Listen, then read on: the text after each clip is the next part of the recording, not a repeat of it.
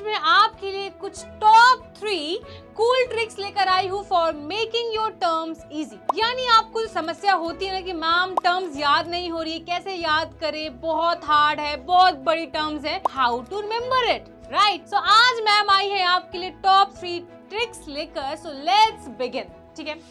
So the first one is mnemonics. अब mnemonics क्या होता है मैम? आप टर्म्स इजी करने आए हो और स्टार्टिंग ही हार्ड टर्म से कर दिया आपने। सो बच्चों, निमोनिक्स का मतलब होता है बेसिकली हम इसको एक मैजिक विजार्ड की तरह देख सकते हैं जो क्या करेंगे, आपके वर्ड्स को बहुत इजी कर देते हैं। इजी इन द सेंस कि suppose I have to learn the name of 3 rocks, that is igneous rock, sedimentary rock and metamorphic rock. कैसे याद करें? अब तो करने के लिए हम एक छोटा सा टैक्टिक्स यूज करते हैं, दैट इज हम बोल देंगे आई सॉ अ माइक, मैंने माइक देखा।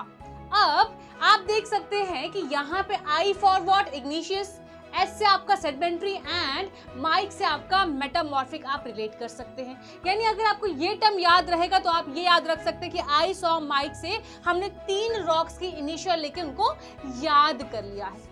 दूसरा एग्जाम्पल देखते हैं।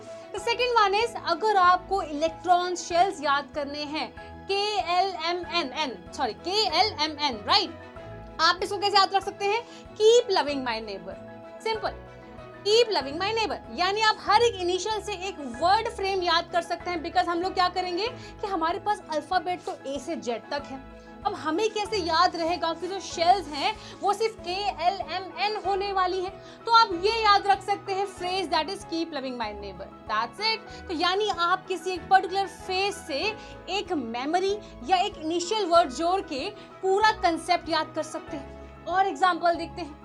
फॉर एग्जांपल आपको याद करने हैं name of these phylums that we have what, जैसे हमें याद करना है कि एक ऑर्डर होता है, एक सीक्वेंस होता है, दैट इज पहले किंगडम आएगा, फिर फाइलम आएगा, class, order, family, genus, species.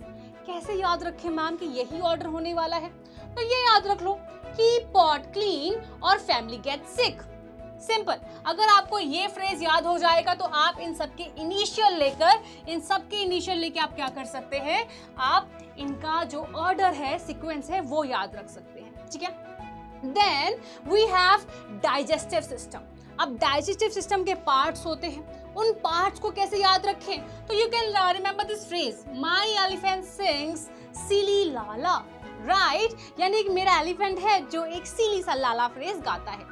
आपके अपने खुद के एक टैक्टिक्स यूज हो सकता है, मैं यहाँ पे सिर्फ आपको एग्जांपल दे रही हूँ जो मैं यूज करती हूँ या कोई और बच्चा यूज करता होगा, राइट।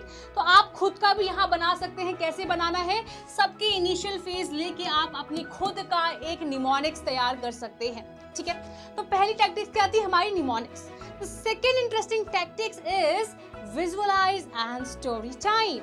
यानी कि आप अपने बोरिंग वर्ड्स को एक मजेदार सी स्टोरी में कन्वर्ट कर सकते हैं। फॉर एग्जाम्पल, अगर आपको एडोलसेंस समझना है, पढ़ना है, याद रखना है, तो कैसे समझे इस कंसेप्ट को?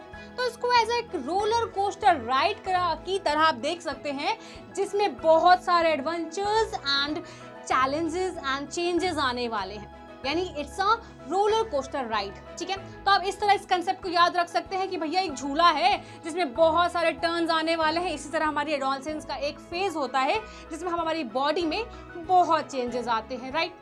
द सेकंड एग्जांपल, हमें याद रखना है माइक्रो ऑर्गेनिजम्स करते क्या है मैम? बहुत माइक्रोस्कोपिक होते हैं, लेकिन क्या करते हैं? तो आप इनको एज अ सुपर हीरो याद रख सकते हैं जिनका काम होता है लड़ाई झगड़ा करना, और किससे? जर्म से। तो they are the superheroes जो हमारे बॉडी में एंटर करने वाले जर्म से फाइट करते हैं, ठीक है। तो आप इस तरह इस कंसेप्ट को याद कर सकते हैं। एक और एग्जांपल है। फॉर एग्जांपल, आपको याद करना है कि जो हमारा माइक्रोस्कोपिक वर्ल्ड है उसमें कुछ लेजेंड्स होते हैं, ठीक है, कुछ सेलिब्रिटीज होते हैं, लाइक बैक्टीरिया, ठीक है। अब बैक्टीरिया क्या है? These are the invisible warriors. ये हमें दिखते नहीं हैं पर लड़ाई झगड़ा करने में सबसे नंबर 1 होते हैं, ठीक है। तो these are what? These are invisible warriors. Then your fungi. Fungi क्या है? Fungi is a recycler. इसका काम क्या होता है?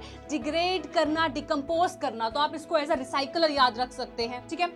फिर इसका काम क्या होता है? बेसिकली आपके ऑर्गेनिक मैटर को क्या करना? ब्रेक डाउन करना। तो इस हिसाब से आप खुद की एक स्टोरी बना सकते हैं। This is the my favourite concept. यानी अगर मुझे कोई कंसेप्ट याद करना है, याद नहीं हो रहा है, तो कुछ नहीं, उससे अपनी एक खुद की कहानी जोड़ लेनी है। ठीक है, एक कहानी जोड़ लेनी है कि ये हमारी कहानी है, ये कहानी याद रहेगी, तो वो कंसेप्ट भी हमें याद रहने वाला है।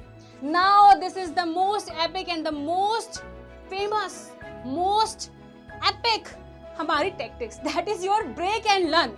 अब किसको तोड़ना है और किसको याद रखना है, लेकिन ये वो टैक्टिक्स है जो मैं बहुत ज़्यादा यूज़ करती हूँ। एंड आई विल सजेस्ट कि अगर आपको कोई वर्ड बहुत टफ लगता है, याद नहीं होता है, तो आपको सिर्फ उसको तोड़ना है और याद कर लेना है। That is if I talk about photosynthesis.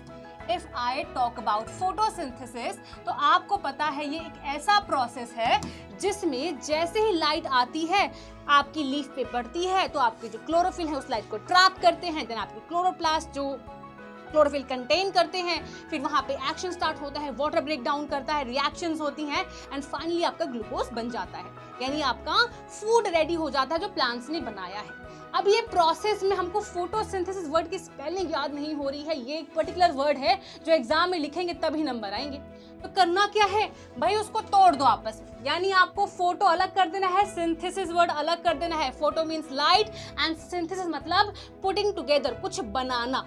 तो अगर कुछ ऐसे वर्ड्स आते हैं, आप उनको तोड़कर आधा आधा याद कर सकते हैं, और अगर उनका कुछ मीनिंग नहीं भी बनता है ना, तो वो वर्ड आपका है, याद आपको करना है, नंबर आपको मिलने हैं, तो आप अपने हिसाब से उसको कहीं से भी तोड़ दो और कन्वीनियंस के हिसाब से याद कर लो। फिलहाल मैं यहाँ पे वो वर्ड्स बताऊंगी जिनके कुछ मीनिंग बनते हैं। फॉर एग्जाम्पल, हमें याद करना है माइटोकॉन्ड्रिया के बारे में। इट्स एन ऑर्गेनेल जो आपके सेल के अंदर होता है, जिसको हम power house of the cell कहते हैं, राइट। तो माइटो मीन्स थ्रेड होता है, कॉन्ड्रिया मीन्स ग्रेन्यूल होता है। तो आप इसको आधा आधा याद कर सकते हैं कि माइटो प्लस कॉन्ड्रिया, माइटोकॉन्ड्रिया, दो वर्ड्स को हमने जोड़ा तो माइटोकॉन्ड्रिया मिल गया, राइट। फिर इसी तरह हमारा एक होता है वर्ड होम्योस्टैसिस, यानी it's a state of staying still, एक सेम बैलेंस स्टेट पे अपने आप को मेंटेन करके रखना। तो होम्योस्टैसिस अगर हम पूरा पढ़ेंगे लंबा सा, तो हम सोचेंगे अरे बाप रे, इसको हम कैसे याद करेंगे, एग्जाम में हम कैसे लिखेंगे। देखो कितना बड़ा वर्ड है, इसको हमने दो में कन्वर्ट कर लिया, दो में तोड़ दिया, दैट इज योर होम्यो अलग एंड स्टेसिस अलग। इसी तरह आपको अपने बाकी वर्ड्स को भी ऐसे ही याद करना है। फॉर एग्जाम्पल, एंडोप्लाज्मिक रेटिकुलम, ये बहुत फेमस वर्ड है और बहुत बड़ा वर्ड है, जो देख के अक्सर हम घबरा जाते हैं कि ये तो याद नहीं होने वाला इस जन्म में, राइट। बट कुछ ऐसा नहीं है। एंडो अलग कर दिया, प्लाज्मिक अलग, एंड आपका रेटिकुलम अलग हो गया। एंडो मतलब होता है इनसाइड, प्लाज्मिक मतलब प्लाज्मा यानी कि साइटोप्लाज्म से रिलेट करने वाला, एंड रेटिकुलम मतलब नेट लाइक स्ट्रक्चर्स। तो हमने इसको 3 भाग में डिवाइड किया, एंड इस वे से हमने एंडोप्लाज्मिक रेटिकुलम को भी बड़े आसानी से याद कर लिया। फिर आता है आपका एंटीबॉडी। एंटी मतलब होता है अगेंस्ट, बॉडी मतलब आपके सिंपल कोई भी स्ट्रक्चर या बॉडी हो गया। तो जब भी एंटीबॉडी आए तो आपको पता होना चाहिए अगेंस्ट काम करने वाला। तो इस तरह आप किसी वर्ड को तोड़ सकते हैं, मोड़ सकते हैं, अपने हिसाब से कन्वर्ट कर सकते हैं एंड याद कर सकते हैं। तो आई होप कि आपको ये जो टेक्निक्स है, ये जो ट्रिक्स है, ये बहुत काम आएंगी आगे। एंड आपकी जो शिकायत है कि जो वर्ड्स याद नहीं होते, मज़ा नहीं आ रहा मैम, पढ़ रहे हैं, समझ रहे हैं, बट ये एग्जाम में लिख नहीं पा रहे हैं, तो आई गेस कि आपका इस सेशन के बाद ये दिक्कत सॉल्व हो जाए। So all the best to everyone, bye bye, let's meet again.